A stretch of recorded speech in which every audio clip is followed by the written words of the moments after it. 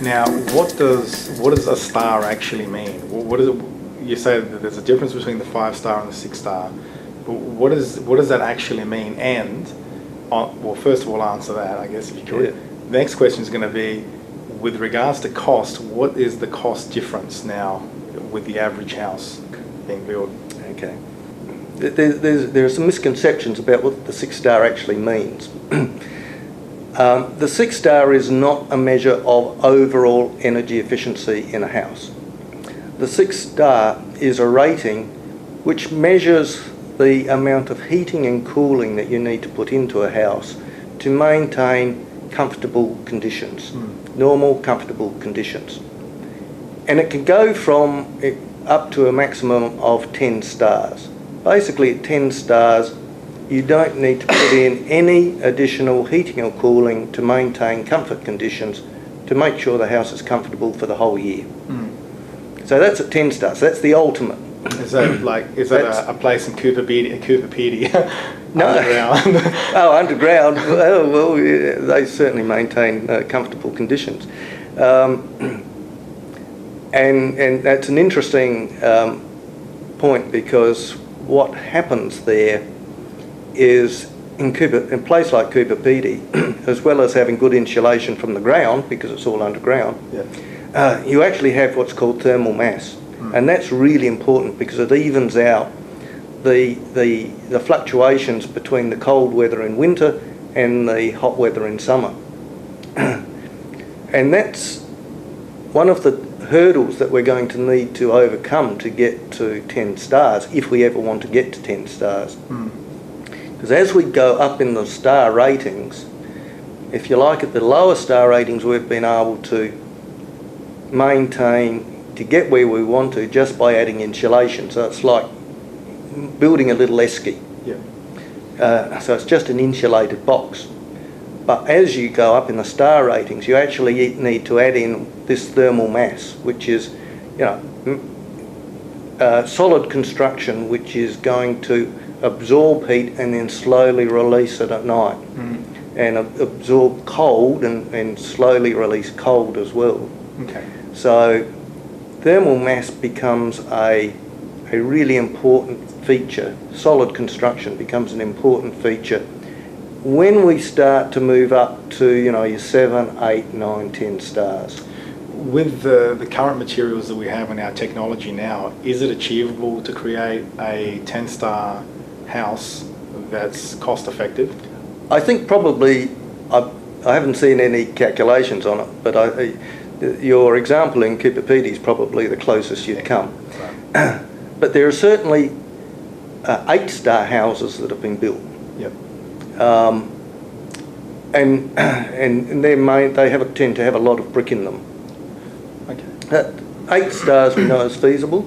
Lockhill Parker development out northeast of Adelaide is you need to have 7.5 stars to build there. So these higher levels, certainly up to 8 stars, are achievable. Okay. In terms of cost effectiveness,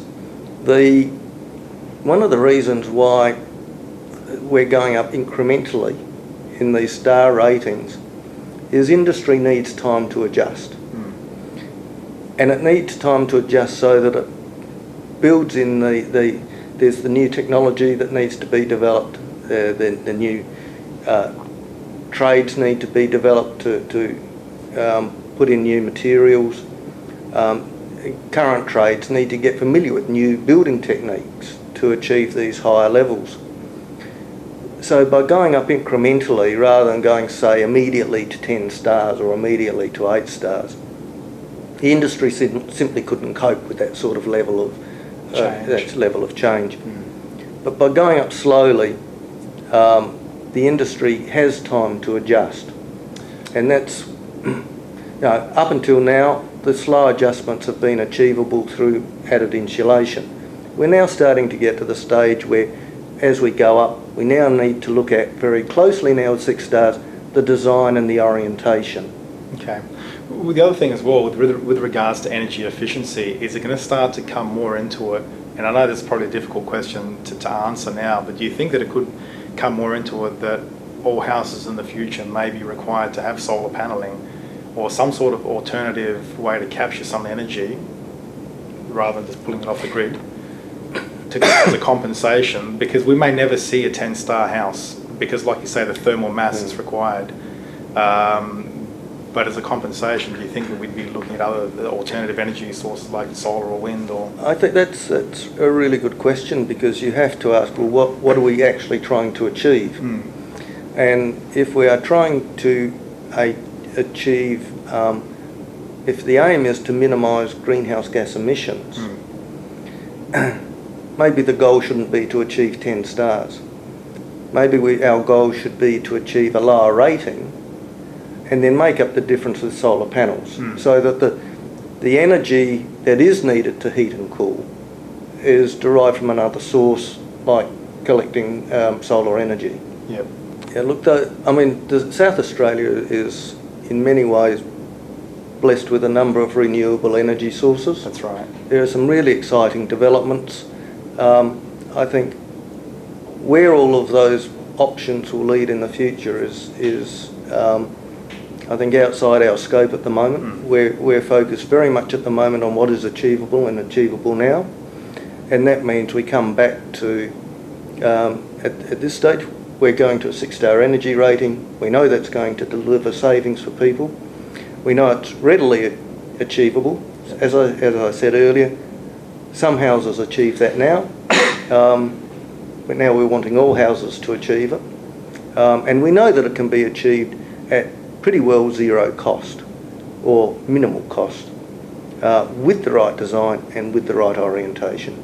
Okay, so what you're saying is that moving from 5-star to 6-star, so long as the house is designed effectively, it should be no additional cost.